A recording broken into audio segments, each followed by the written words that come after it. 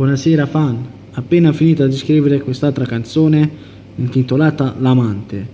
Come sempre vi canto il ritornello live. L'amante,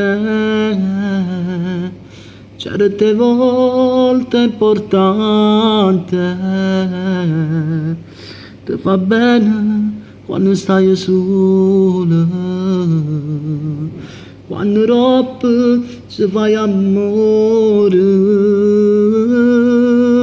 L'amante si fa parlare la gente,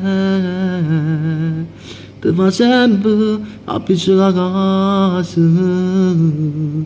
per restare con lei.